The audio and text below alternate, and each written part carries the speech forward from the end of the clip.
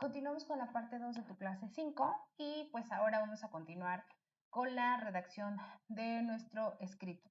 Vimos por ahí abordamos un tema de las citas textuales y pues hacer la referencia a los autores. Entonces, ahora como todo juego de ajedrez, pues vamos a poner en práctica lo que hemos visto y vamos a empezar a trabajar.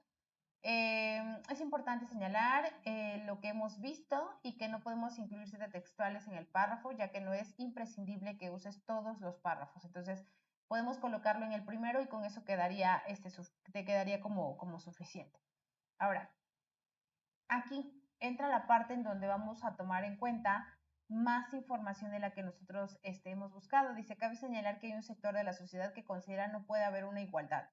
Esto con referencia a la refutación de nuestro texto.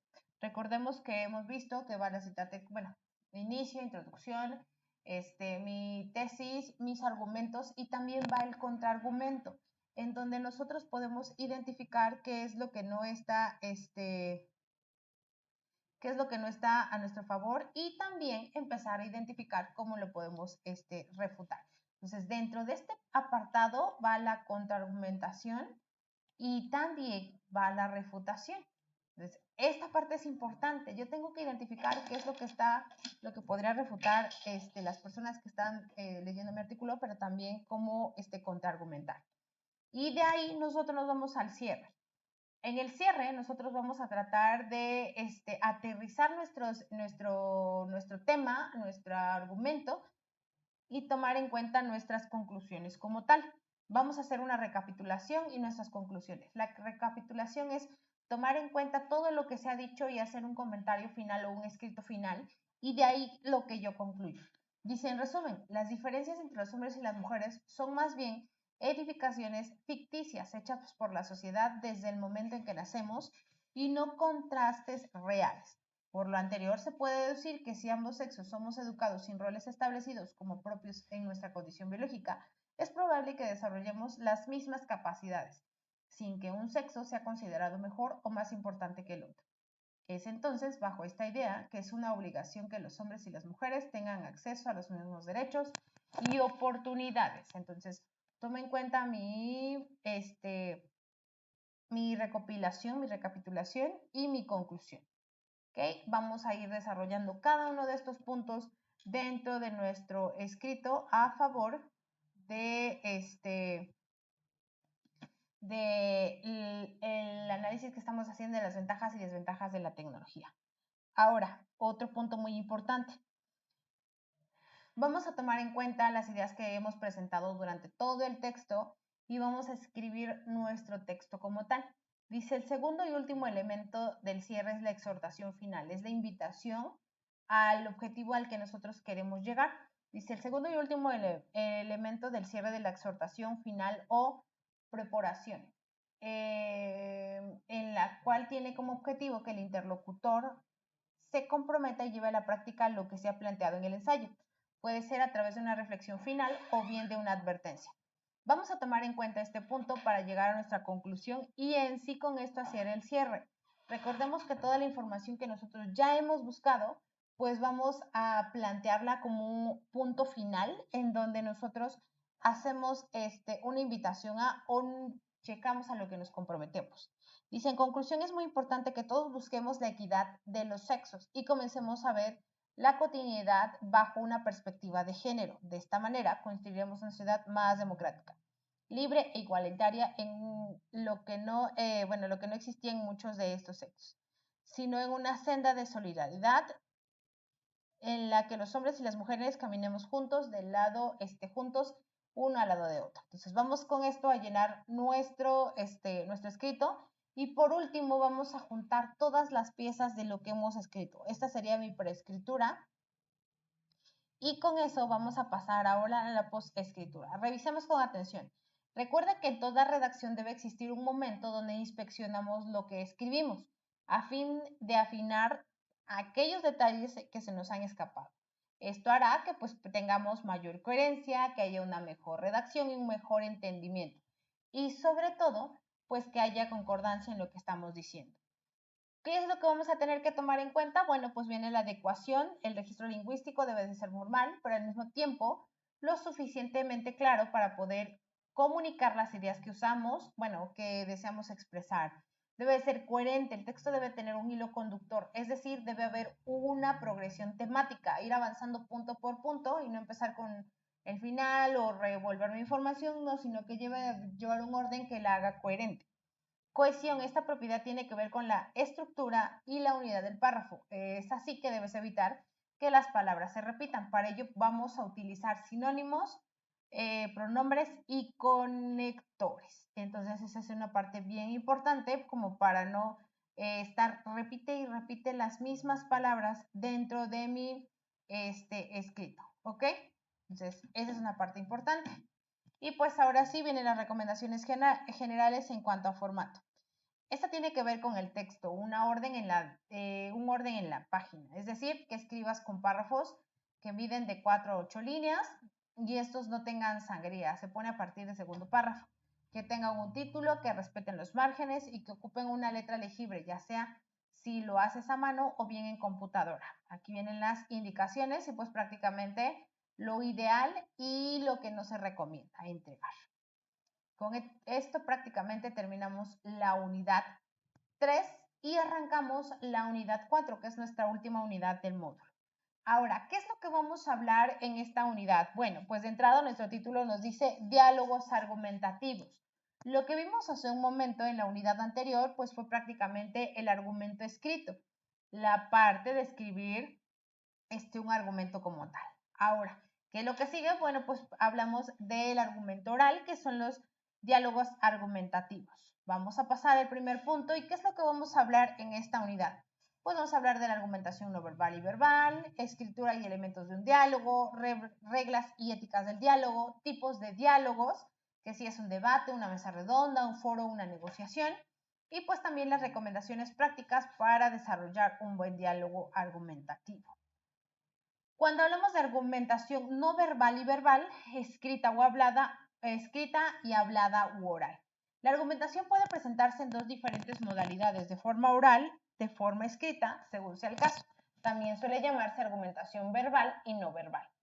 Como revisaste en la unidad anterior, la argumentación no verbal o escrita pretende la exposición, la refutación o la persuasión de ideas mediante un texto escrito.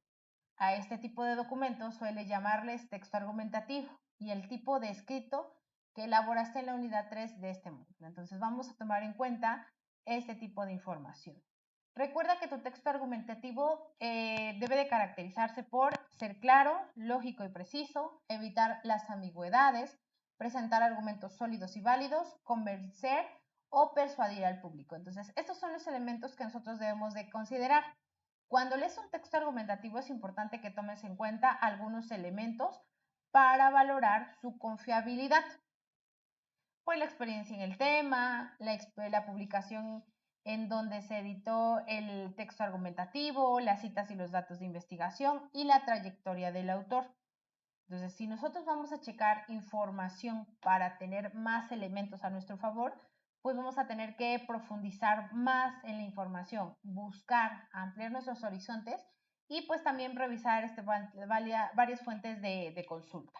Entonces, esa es una parte muy importante. Como puedes ver, la argumentación escrita permite que el autor exponga sus ideas, exponga sus tesis y sus argumentos para intentar convencer o persuadir a sus lectores. Sin embargo, aquí surge una pregunta. ¿Están todos de acuerdo con lo publicado por el autor? Aquí entra una parte bien importante. Cuando nosotros identificamos que no todos están de acuerdo con el autor, pues tenemos que empezar a identificar por qué no están de acuerdo con el autor y pues también permitir la retroalimentación, qué es lo que no te agrada o qué es lo que no te gusta, pero con argumentos. No se vale decir simplemente no opino igual que tú. Ah, ¿por qué no? Ojo, recordemos que este tipo de argumentos pues van para expresar lo que yo pienso, opino, con la finalidad de persuadir, convencer o lograr una acción. Entonces, esa parte es importante porque tenemos que dar pie a la réplica. Cuando es escrito, pues a lo mejor tarda en hacerse la réplica o no es directa, pero cuando es un diálogo, bueno, un argumento oral, pues sí cambia y hay más apertura a que haya retroalimentación, ¿ok? Esa es una parte importante. La argumentación oral formal, esta se caracteriza por realizarse en actos públicos, donde participan diferentes personas exponiendo sus argumentos respecto a un tema. También participa un mediador o moderador, que es el responsable de ceder la palabra y mantener el orden en la participación de cada expositor. Así se empieza a generar un diálogo en donde cada uno de los participantes expone sus argumentos con el fin de convencer y persuadir a la audiencia. Este caso se aplica más cuando nosotros vemos debates políticos y cada uno pretende lanzar su propuesta y pues se toman en cuenta el foro, bueno, el punto de argumentos para persuadir. Es importante que tengas claro antes de comenzar qué tipo de argumentación oral el tipo de argumentación oral y pues qué debemos de tomar en cuenta. Bueno, pues son 3 aspectos. ¿Qué vas a decir? ¿Cómo lo vas a decir? ¿Y a quién se lo vas a decir? Todo esto es parte importante porque es fundamental considerar estos elementos, pues argumentar oralmente implica no solo verbalizar información memorizada, sino un trabajo previo de persuasión, asimilación, de preparación, asimilación y construcción de argumentos. Además, es necesario cuidar otros aspectos como el tono, la pausa, el ritmo, el lenguaje y el modo en el que se expresa. ¿Cuáles son los elementos o la estructura y elementos de un diálogo? Cuando nosotros tomamos en cuenta un diálogo como medio de expresión comunicativa y lingüística, en el que 2 o más participantes intercambian ideas sobre un determinado tema. Entonces empezamos a identificar que mi diálogo también tiene puntos en específico. Y aquí hablamos del siguiente: la etapa de apertura, la etapa de confrontación, la etapa de argumentación y la etapa de cierre. ¿Qué es lo que podemos encontrar? En la parte de la etapa de apertura, pues es donde los participantes aceptan involucrarse en el diálogo argumentativo. Asimismo, se establecen y se especifican las reglas que se seguirán, incluidas las que rigen el turno de la palabra y el tiempo de intervención permitido. Entonces es prácticamente la persona que va a moderar y los participantes los cuales van a tomar en cuenta parte del diálogo.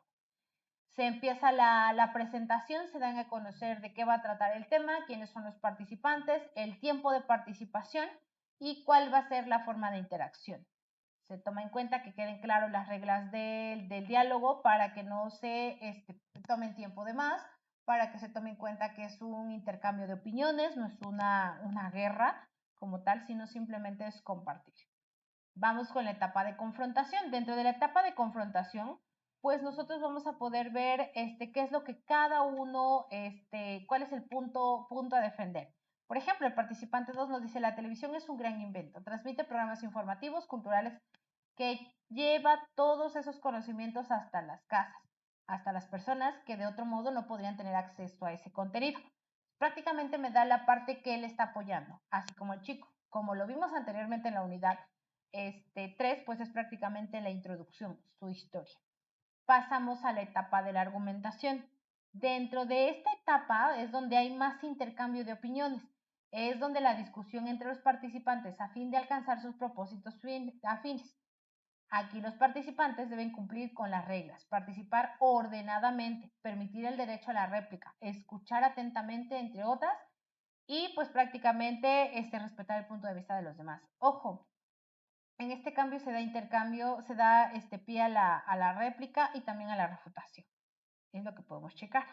Y pues la etapa del cierre, pues es cuando ya se compartieron ambos puntos de vista, se extiende el diálogo y es el momento en que ya se alcanzaron los objetivos del diálogo, ya que por estas razones de tiempo o de decisión personal, aquí es donde se presentan las conclusiones y se hace la reflexión final.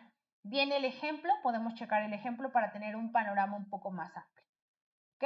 Y pues pasamos a las reglas y éticas del diálogo. Vamos a dejar hasta aquí la parte 2 de nuestra clase número 5.